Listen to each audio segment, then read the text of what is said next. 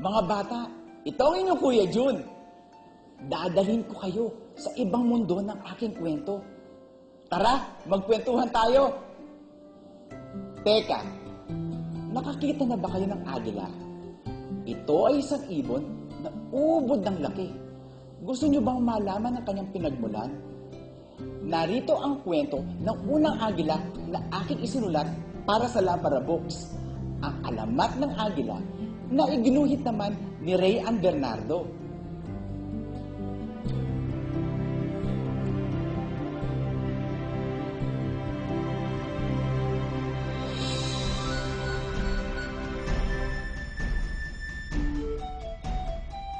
Noong unang panahon, noong bagong likha pa lamang ang kalikasan, ang mga hayop at mga halaman ay kakaunti pa lamang. Ang ilan ay hindi pa nabibigyan ng pangalan.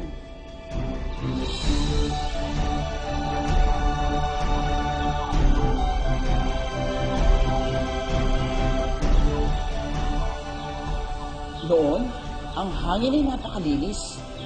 Gayon din ang tubig sa mga ilog, lawa, look at karagatan.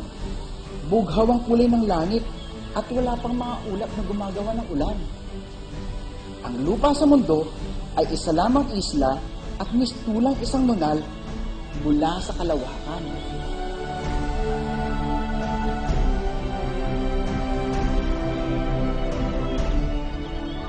Isa sa mga nilikha ni Bathala ay si Bugso.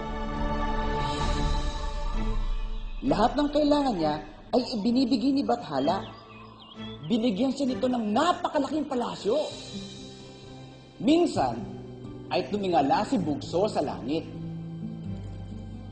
Bathala, hindi mo ba nakikita? Ilang araw na ako rito, ngunit wala pa rin akong kasama.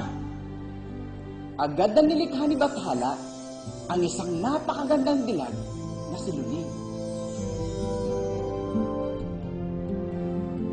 Taglay ni Lunin ang buhok na kasing itim ng gabi at mga matang napakapungay at kasing bughaw ng dagat.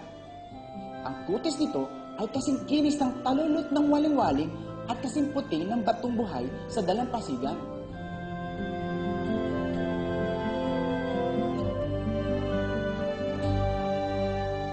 Biniyayaan si Bugso ng 3 supling.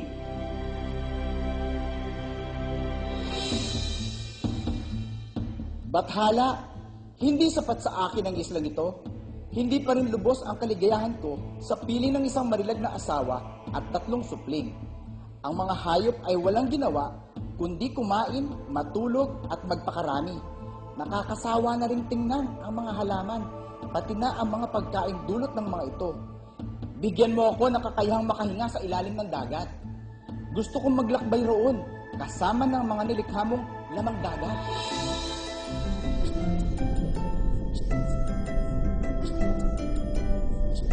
At ibinigay ni Bathala ang kanyang hiling. Lumangoy ng lumangoy si Bugso sa karagatan. Pinagsawa ng lahat ng mga hayop at halaman sa ilalim ng dagat. Natuwa siya nang malibot niya ang kabuuan ng karagatan, lalo na nang maabot niya ang hangganan niyon. Ang pinakamalalim na bahagi niyon, gandang-ganda siya sa kanyang nakita. Muli siyang tumingala sa langit. Bathala, ibigay mo sa akin ang karagatan. Pinagkaloob sa kanya ni Bathala ang karagatan.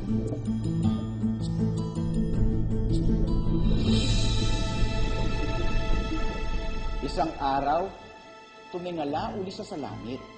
Bathala, ilagay mo ang aking palasyo sa pinakatuktok na pinakamataas na bundok. Inilipat ni Bathala ang palasyo ni Bugso sa pinakamataas na bahagi ng isla, sa pinakamataas na bundok.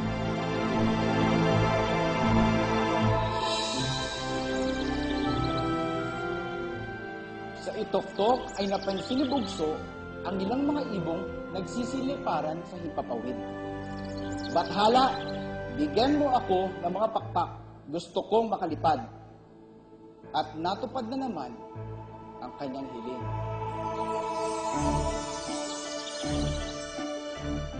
Lumipad ng lumipad si Bugso gamit ang kanyang mga bagong pakpak.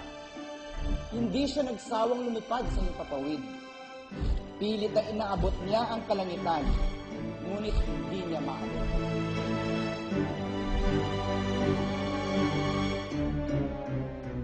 Hanggang sa siya ay napagod at bumagsak sa lupa.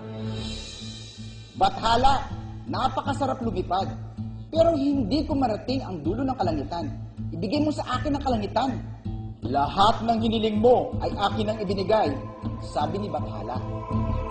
Ikaw ay nilikha ko lamang at wala kang karapatan na angkinin pati ang aking tirahan.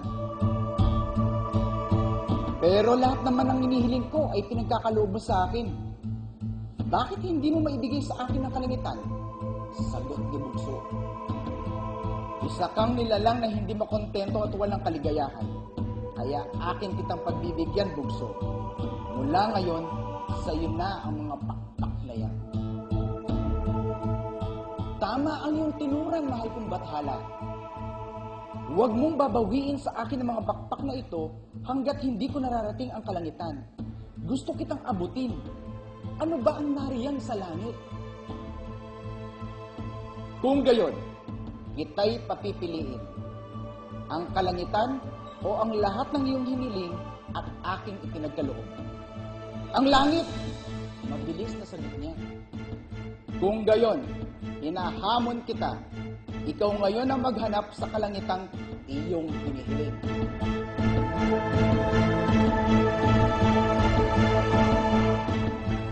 Hindi pa natatapos ni Bathala ang kanyang sasabihin nang biglang ibinuka ni Bugso ang kanyang malalapad na pakpak. Lumipad na siya ng lumipad.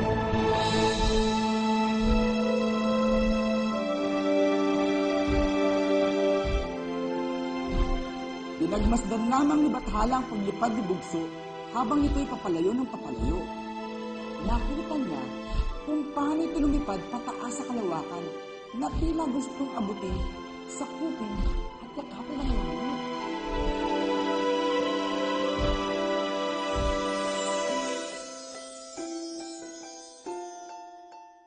At si Bugso ang naging kauna-unahang agila. Pagmasdang mabuti ang pagdapo nito, lilinga-linga lamang ito sandali. Pagkatapos niyon, ay muli itong lilipad ng lilipad. Waring inaari ang langit, at hanggang sa kasalukuyan, ngayong marami ng isla, karagatan, hayop at nilalang sa kalikasan, ay wala pa ring tigil sa paglipad pa itaas ang agila. Pilit na inaabot nito ang kaduluduluhang tinawag ni Bugso na kalangitan. Mga bata, sana ay nakinig mabuti sa aking kwento. Inyong tandaan na dapat ay pahalagahan lahat ng biyayang ating natatanggap. At higit sa lahat, matutong makontento sa kung ano mayroon tayo. Huwag niyong gagayahin si Bugso na naging agila. Hanggang sa muli, itong inyong Kuya Jun, laging magbasa upang tumalino.